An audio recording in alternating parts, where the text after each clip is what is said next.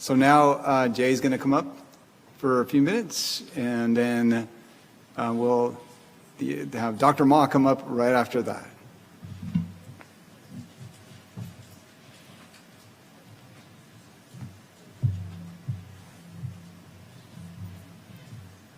Hello, my name's Jay Risner, and since the panel went over time, that's all I got time to say. Thank you.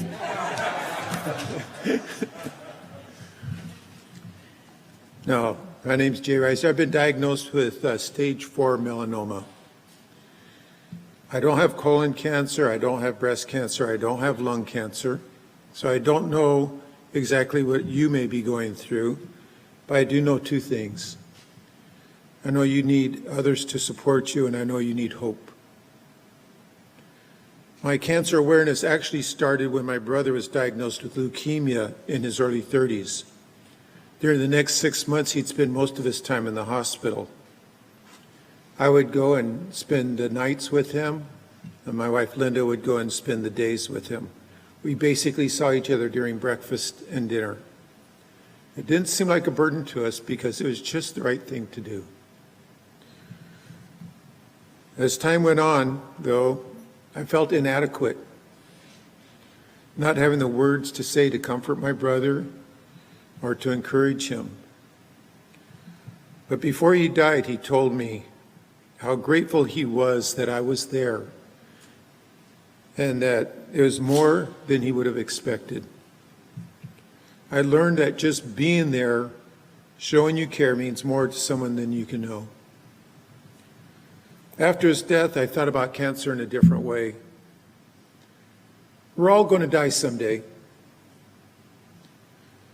But cancer gives us a chance to tell our loved ones that we love them, gives us time to say goodbye and get our lives in order, get things in order. If you die suddenly, you don't get any of that.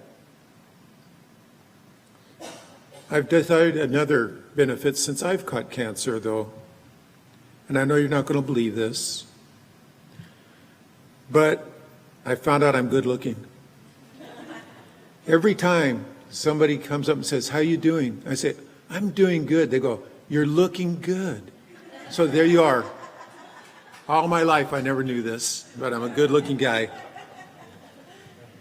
But my personal journey with cancer began when I found a lump under my arm, and it was diagnosed as melanoma. I had a hiking friend who died from melanoma some years before, and I figured I would have maybe 3 months to live. And I want to cry now, I'm sorry. And I cried. I didn't want to leave my wife. My bucket list is to celebrate my 60th anniversary, and it has been for years. But as a cancer patient, during the next year, I would undergo radiation and chemotherapy, and my body couldn't tolerate the chemotherapy.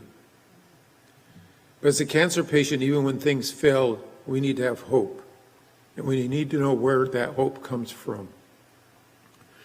We hear this treatment, that treatment, and our hopes are raised. But what happens when your cancer isn't cured by chemo or radiation? A cancer survivor once told me, "A doctor can only give you information, only a God can heal." And it's true, God uses doctors in the healing process, but ultimately, every day, God decides who lives and who dies. It's been 2 years, and my current medication that I'm on is designed to keep my cancer from spreading and to shrink existing tumors. It's not a cure, but it's still a blessing. And if you're a Christian, or even if you've lived your life ignoring God, the reality of cancer forces your attention to the afterlife. Ecclesiastes 7 verse 2 tells us, "It's better to go to the house of mourning than to go to the house of feasting, for that is the end of all men, and the living will take it to heart." Whether it's the suffering of fighting cancer or the reality that death may be near, we all need hope to continue. I've not suffered much with my cancer. I don't like the restrictions that are on my life. And I was disappointed that my body didn't tolerate the chemo. I have a very supportive wife and children. I also am highly encouraged to have others around me that love me and continually pray for me. I've gained friends through Solace, our support group, one of which was diagnosed the same week I was. I believe it's important to have others in your life that encourage you and that you can encourage. It's also needful for caretakers to have someone they can lean on. Unfortunately, family doesn't always come through. And sometimes we don't allow others to know what we're going through. I believe in being very transparent. My wife will say, honey, is it okay if I share this with the prayer group? Share it with everybody.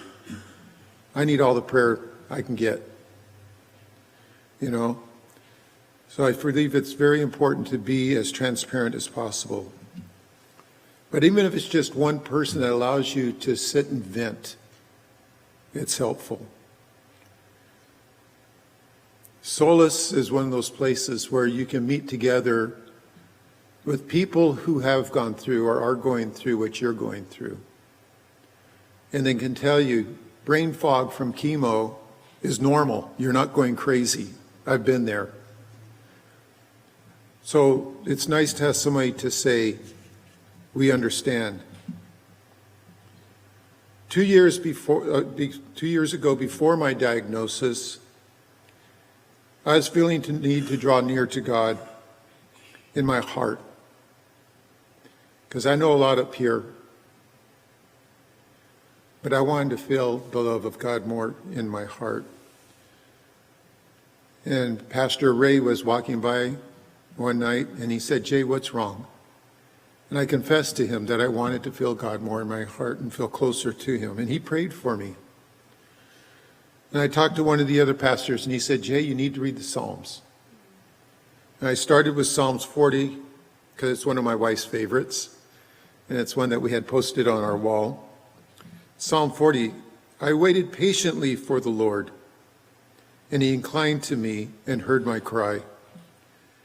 He also brought me up out of a horrible pit, out of the miry clay, set my feet upon a rock, and established my steps. He's put a new song in my mouth, praise to our God. Many will see it and fear, and I will trust in the Lord. God has placed my feet on a solid rock. It's Jesus. My emotions can go up and down, but God's promises will always remain the same. I'm thankful for what God has given us. Recently, I developed a large lump in my leg. A CT reading suggested it might be metastasis. I was surprised and disappointed. My doctor ordered a PET scan. Where else might it have gone to?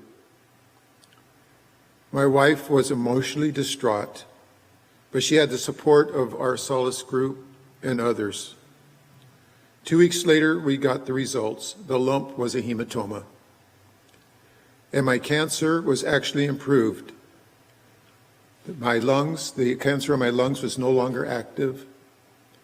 The one on my liver had shrunk from whatever the measurement is they use, from 17 to 12. Imagine the joy that we felt knowing the good news instead of the bad news. But the joy didn't stop with us. The joy also went to those that have been praying for me. It also went to other people. And it went to glorify God. Letting others know what you're going through, whether a patient or a caregiver, allows you to know you're loved and not alone. We've been told that many people have been encouraged by watching my wife and I go through this journey. Something that's not in my notes that I want to share is when I first got the first mole, about 4 years before I was diagnosed, the doctor gave us a pretty grim outlook of what was going to happen. And at that time, Linda was devastated. As we're going down the elevator, I'm thinking, well, if I get there first, that's okay. But she's terribly upset that her husband has cancer. And as she's walking, God spoke to her. God said, you can be overwhelmed by your circumstances, or you can be overwhelmed by me. And she said, I would choose to be overwhelmed by you, God. And I think that's a choice we need to make. Like I said, I still have cancer. I'm still praying for a total cure. But whether or not that cure comes, God has given me his grace and mercy. As the psalm said, God had brought me out of the miry clay, placed my feet on a solid rock. He's put a new song in my mouth, praise to our God. Many will see it and fear and will trust in the Lord. Thank you.